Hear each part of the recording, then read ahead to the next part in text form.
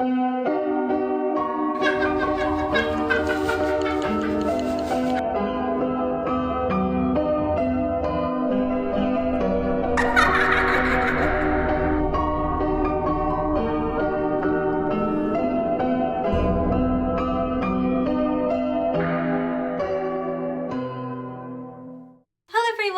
Ocean Unknown and welcome back to my channel. As the Halloween season is coming up, I've got some scary videos planned out to get into the mood, starting with this one. This video is all about an indie horror game that I've grown to love in the past few months. Don't toy with me. Speaking of which, I need to show off my cosplay!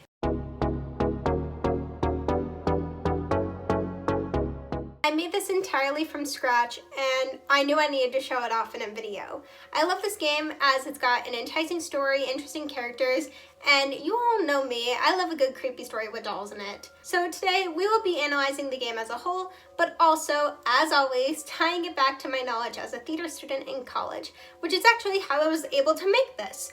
I got college credit for this.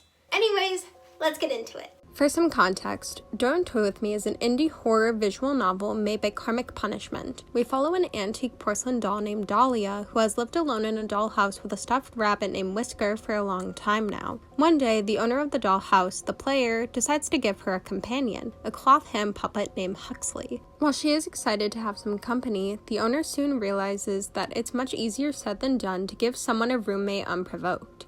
What happens when you play favorites? Are you really in control of the dollhouse? Or are the toys about to get out of hand? As suggested by this quote from the website, there are 2 branching stories with 4 different endings altogether, and it all depends on the choices you make. Also, this is a horror game with dark themes, so beware. So now, let's talk about the story. Light spills through the tiny windows of the dollhouse, catching the flecks of dust in the air. Though it's early in the morning, the inhabitants have been awake for a while now. It's to be expected that toys wouldn't have quite the same grasp on time as you do. Here we are introduced to the dollhouse, and our omnipotent role in this game as the owner. Dahlia and Whisker appear as Dahlia encourages Whisker to make the most of being alone. Whisker can't talk, so Dahlia still feels quite isolated and irritated despite having Whisker's company. The narrator, who represents us, the owner, explains that Whisker is incredibly skittish, although he's been with Dahlia for quite some time now.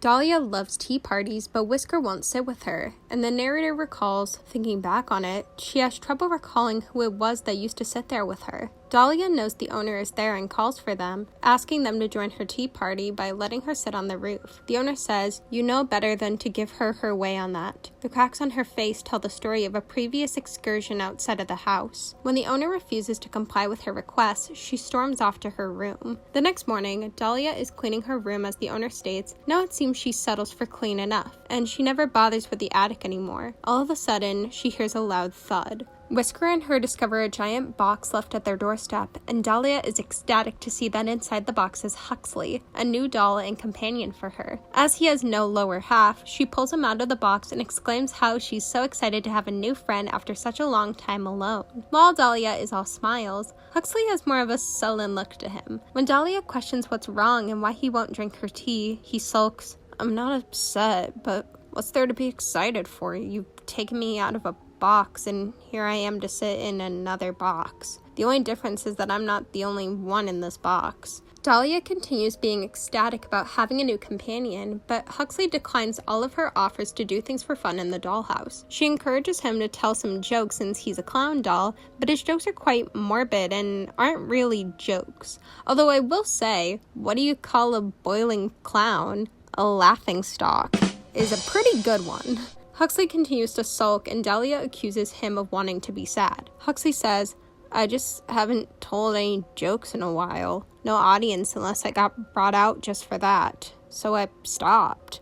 What's the point? The point of coming up with jokes if I only get up to tell them when someone gives me the time of day. I don't like being a puppet. The only choice I get is to not participate. So I started doing that, opting out." Both Huxley and Dahlia look uncomfortable with this slightly deep and existential conversation as the owner remarks, "It's clear he hasn't had to explain himself at length before, especially so withdrawn from everything." Dahlia, on the other hand, is clearly mulling the idea over in her head.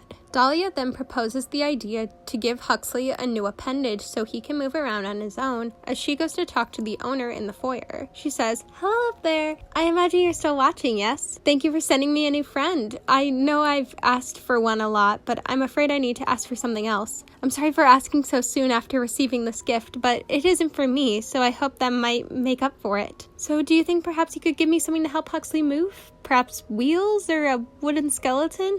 The owner ponders how to help Dahlia, but clearly the owner has their own opinions on this whole matter. They want the toys to figure out how to help Huxley move themselves, as the owner places a large spring in the box in the dollhouse. Dahlia squeals with glee at the sight of the spring, and she helps Huxley install it into his body. As Huxley asks Dahlia more about the dollhouse and where he'll be sleeping, she tells him to stay in the attic. Huxley keeps telling jokes, but the jokes keep going over Dahlia's head, likely due to his vocal inflection or tone. While doing a tour of the dollhouse, Dahlia mentions that Whisker has been very jumpy these days, and perhaps he wishes to have more plush toys to play with. Huxley asks if there's been other toys in the dollhouse, in which Dahlia says she doesn't really remember, but she does recall a teddy bear who might have been a friend of Whisker. Huxley is irritated with Dahlia's tendency to forget things, but Dahlia says she's been writing a lot more in her diary to make the days go by easier and to recall everything that has happened in the dollhouse. Huxley thinks it would be a good idea to read her writings to learn about what happened before he entered the dollhouse, but Dahlia tells him absolutely not. However, Huxley insists that he was once again joking. Dahlia shows Huxley more of her room, as the owner reports, "It's refreshing to see Dahlia so lively again after so much time spent by herself in the dollhouse. She's had her problems in the past getting along with other toys, but the clown seems to be a good choice. Entertaining as a jester should be, but not so energetic that he would impose upon her lifestyle. She considers herself to be an elegant lady after all, and some wild fool would certainly find themselves met with friction if it came to living with her. Hopefully they continue to get along." That's called foreshadowing. The following days, they seem to adjust well enough. They play their games and have their tea together, and even Whisker seems to be more at ease with Huxley there. It's a point of concern in some ways. Hopefully the rabbit doesn't come to be too affectionate with the clown. But for now, it's happy days within the dollhouse. Up in the attic, Huxley once again makes a joke that Dahlia thinks he's being serious about. This time, he says there's spiders in the attic, which freaks Dahlia out. Huxley then brings up how there's been little brass knickknacks and men's clothes in the attic that don't look like something Dahlia would like. Dahlia claims that these are just extra decor for the dollhouse. As Huxley probes into the matter further, Dahlia says she's confused as to why the owner wouldn't remove those random items out of the dollhouse, claiming that they're from whoever was there before her. When Huxley asks if perhaps the owner wanted a masculine doll, Dahlia retorts, "I'm sure I'm exactly what they were hoping for. They've had me for this long after all. They love me, and I love them too." She promises Huxley that the owner loves him too, but Huxley starts to question why the owner placed him in the dollhouse in the first place. He insists that he's only there for Dahlia's amusement, as he says, "It's all the same to me, so long as they leave me be, I'm just fine." Dahlia says that he'll love it if the owner gave him attention like they do for Dahlia, but Huxley doubts that this kind of attention would change anything. After their conversation, the owner gets to make a decision. Is Dahlia still their favorite doll, or is Huxley winning them over? This is where the two branching stories and the multiple endings start, so I'm going to start with choosing to stay loyal to Dahlia. The owner thinks, "You still feel Huxley is better suited as something of a distraction for Dahlia. Flawed little thing that she is, you wouldn't have kept her this long if you didn't have some attachment to her, especially with how poorly she gets along with other toys. She's quite lucky that even though she's so much trouble, you have quite the sentimental view of her. Hopefully, the clown learns his place in time and stops bringing down the mood for her. If not, you could also make some adjustments." The scene shifts to an argument between Dahlia and Huxley over board games. Dahlia asks Huxley to pick what board game he wanted to play with her, but then Dahlia got really passive-aggressive and angry because she didn't like the game he picked. Dahlia says Huxley is overreacting, while Huxley accuses Dahlia of already having a game in mind but making him choose to be nice, but then getting upset when she didn't get what she wanted.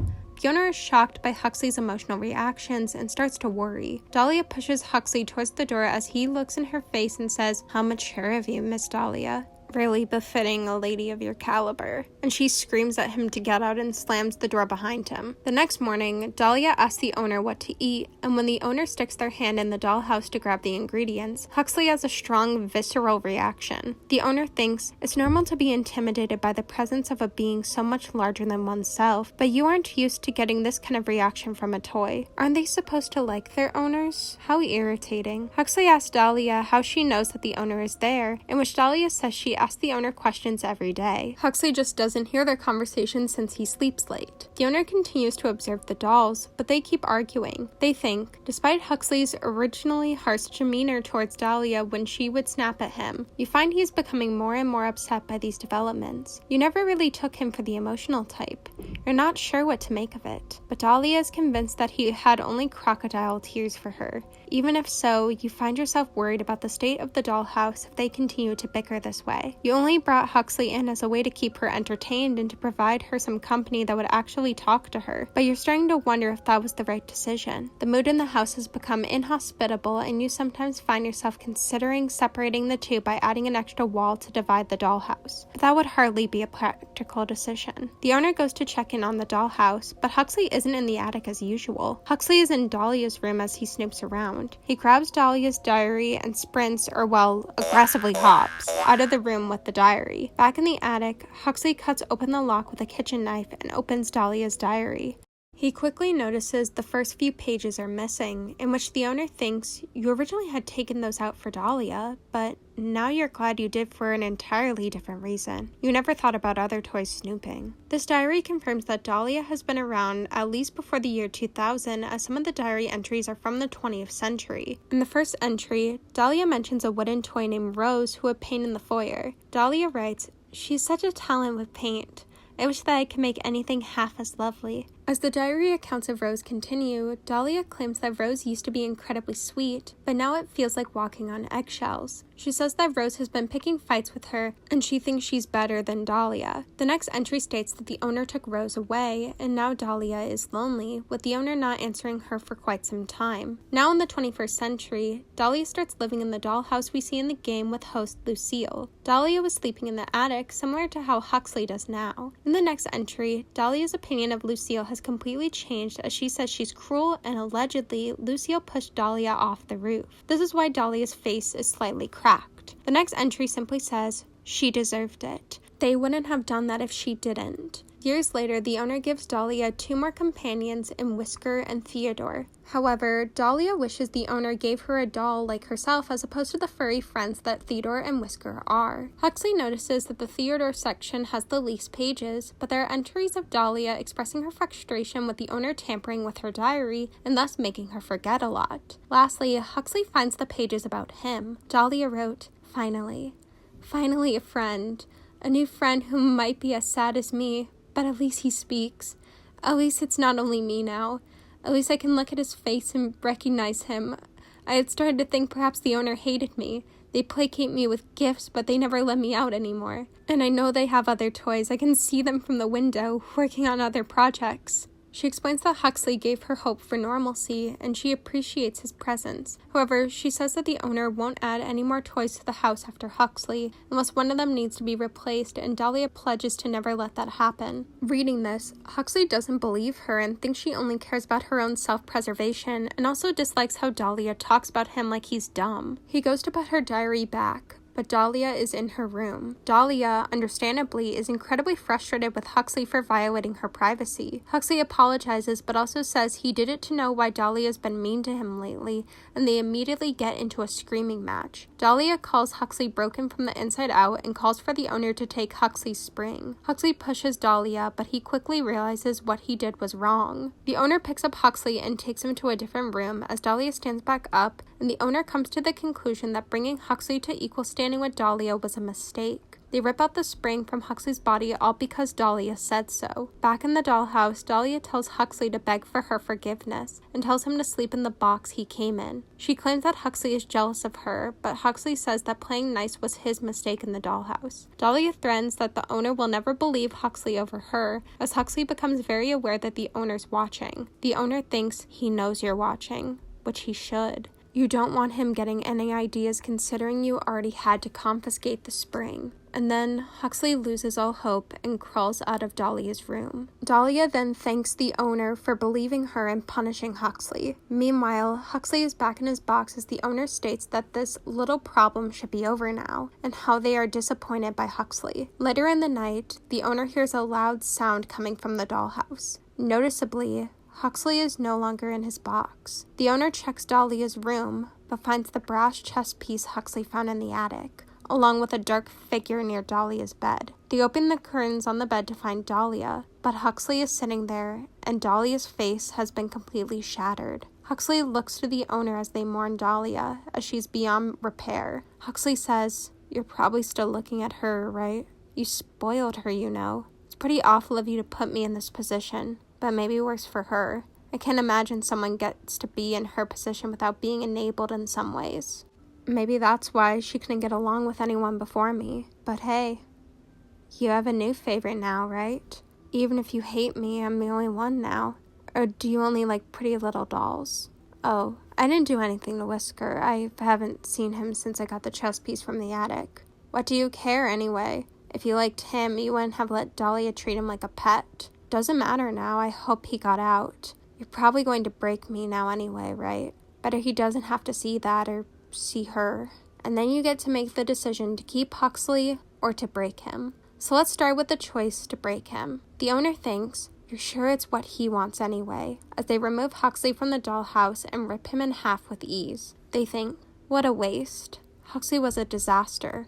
That rabbit has completely vanished. You'll have to start over from scratch. You don't even know if you have it in you at this point. Perhaps you'll avoid choosing such big egos in your next project. It only causes you trouble when they crave to be in control, knowing you're the only one with any control here. Well, save for instances like tonight. Even humans can't control everything." And that's the story with the first ending. The second ending is where the owner decides to keep Huxley after he kills Dahlia. Upon making the decision, the owner thinks it is well and truly tempting to pick the puppet up and pop his little sculpted head right off his shoulders. You'd have nothing left. Just an empty dollhouse. You're not sure how you managed to lose control of the situation so quickly. You were only away for a little while. You shouldn't have to watch the house for every second of every day and night to avoid these kind of disasters. You could never stop it when it happened with Dahlia. Of course, you couldn't stop it when it happened to her either. The owner decides to try to build a connection with Huxley and accepts that Dahlia was difficult. Now Huxley will likely be the same. The second ending finishes with the owner saying,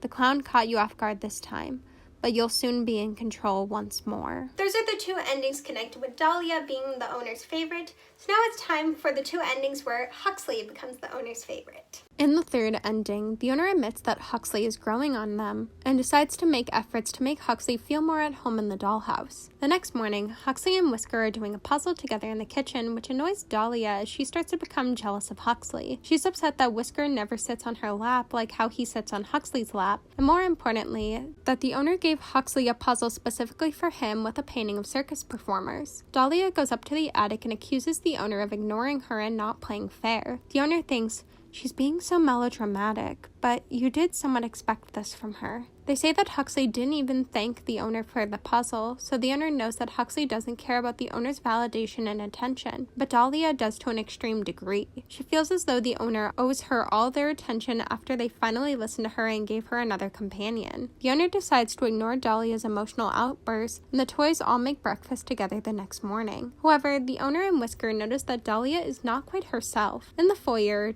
Dahlia sees another box of gifts for Huxley from the owner, one of which is a highly detailed cane to help Huxley move. Dahlia breaks the cane, but the loud noise of the cane hitting the ground alarms Huxley. He, now knowing about how Dahlia's been acting, is furious with her for breaking his gift. The owner separates the two as Dahlia pounds on the bedroom door, screaming at the owner. Now seeing how sentimental Huxley was over a handmade gift, the owner decides to make him a new gift. The next morning, Dahlia confronts the owner for ignoring her and she starts crying, but the owner believes she is putting on an act, so they ignore her once more. Dahlia and Huxley talk in the attic as Dahlia confesses that her relationship with the owner is the most important thing to her. Huxley tries to tell her that she shouldn't prioritize them as much as she does. He tells her that the owner can't give her a purpose because nobody has an internal or earned purpose in life. Dahlia completely disagrees with him and says, "You don't get it because you've never been anyone's favorite." But Huxley gets back at her by saying he's Whisker's favorite. The owner is explicitly proud of Huxley for standing up to Dahlia, and they're also annoyed at Dahlia for storming out of the room again. Soon after, the owner gives Huxley his new gift, and Huxley tries to talk to the owner for the first time. He apologizes for ignoring the owner and thanks him for the present. Dahlia then comes downstairs and sees the new gift, and once again picks a fight with Huxley. She claims that the owner only gives attention to him because he's a novelty, and Huxley accuses her of being narcissistic and mistreating mistreating Whisker, and once again for caring way too much about what the owner thinks. He says, "You're worried you're just a toy to them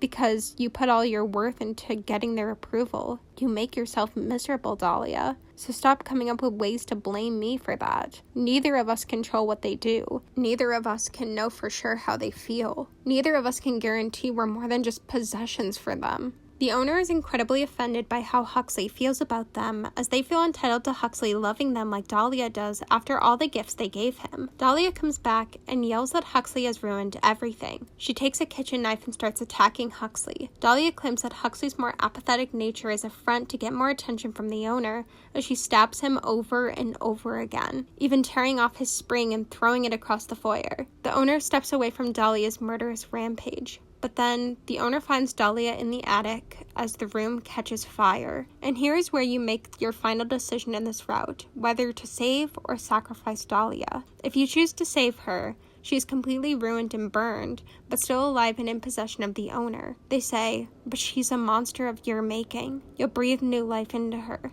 and hopefully this time you'll get it right," finishing the third ending. Lastly, if you choose to leave Dahlia in the burning dollhouse, the owner thinks, "Huxley was right in a way. She's in a hell of her own making. And never has it been so clear as now when you see her being taken by the flames." The owner looks away as Dahlia, Whisker, Huxley's remains, and the dollhouse go up in flames.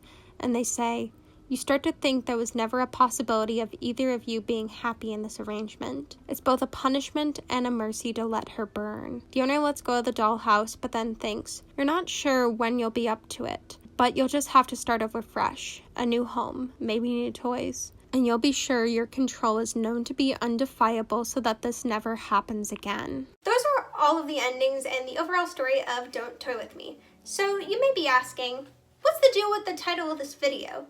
Well, this is a diptych video. We've already discussed Don't Toy With Me, so now it's time to discuss how this game is one of the closest cases of absurdism being used in video games, and how absurdism can be used to tell stories about control, insanity, and never-ending horrors. For those of you who aren't familiar with absurdism, or aren't philosophy or theater history enthusiasts like myself, absurdism refers to a mostly 20th century philosophical movement that embraces diverse doctrines, but centers on the analysis of individual existence in an unfathomable universe and the journey of an individual who must assume complete responsibility for acts of free will without any certainty of what is right or wrong, good or bad. In short, absurdism is an extension of existentialism, but is more pessimistic in nature. In theater, there are three important factors in absurdism: plot, character, and language. Plots in absurdist plays are often circular or cyclical in nature and for the most part exist in a single confined space. They also almost always contain an element of menace entering the world of the story, whether it's fully defined or not. While the plots may progress to a conclusion, they also collapse just as often, the aforementioned menace overtaking the story and destroying the characters. Additionally, the characters often have no control over the plot, especially if they feel trapped. Speaking of characters, the element of the characters in absurdism are typically characterized by being lost in the world around them, and how the characters will be consumed by this world in the end of the story. Oftentimes, absurdist stories focus on two characters with a defined relationship who share the role of the protagonist, but there is often a major powerful character off-stage or off-screen that affects the play and has control over the plot.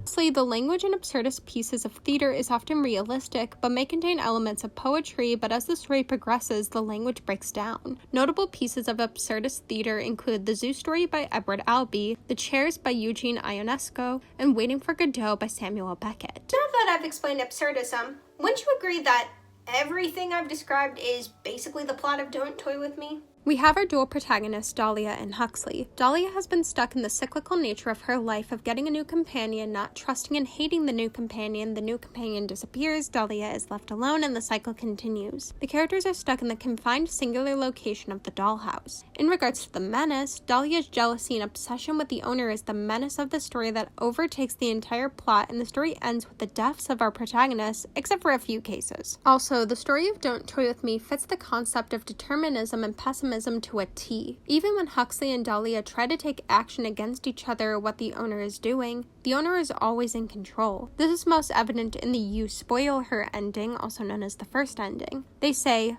Hopefully, the clown learns his place in time and stops bringing down the mood for her. If not, you could also make some adjustments. Which shows that even if Huxley did act out against Dahlia, which we know he does in this ending, that the owner could always do whatever they wanted to stay in control. They also state that they're the only one in control, and the toys' desire for control over the story frustrates them. Their omnipotent presence, especially in the first ending, makes them like Godot and waiting for Godot, as Dee Dee and Gogo wouldn't be waiting if it weren't for Godot, and Huxley and Dahlia wouldn't be acting out if it wasn't for the owner. The "you're spoil her" ending is the most pessimistic, and the owner is the most explicit about their need for control over the story. So let's move on to the new favorite ending, or the second ending. The owner still has the most control over the narrative, but they admit that they truly don't have control, as they feel compelled to keep this cycle with the dollhouse and having a favorite doll going, as they choose to spare Huxley despite their disdain for him for killing Dahlia. The third ending, or the Princess Ashpuddle, plays more with the existentialism and pessimism of absurdism, especially with Huxley telling Dahlia that nobody has a purpose and that neither of them can control the owner and how they feel, despite the fact that their lives and stories depend on the owner. Finally, the fourth ending, also known as the Doll Maker, the Monster Maker, further cements that this cycle of the owner making toys, favoring a toy, pitting the toys against each other, death and destruction, and starting all over again, will never end for them, no matter how much damage they do. Just as Dee Dee and Gogo promised to wait for Godot again tomorrow, the owner's cycle will continue. If you liked this video, don't forget to give it a thumbs up, subscribe to this channel to join the Sea Bunnies,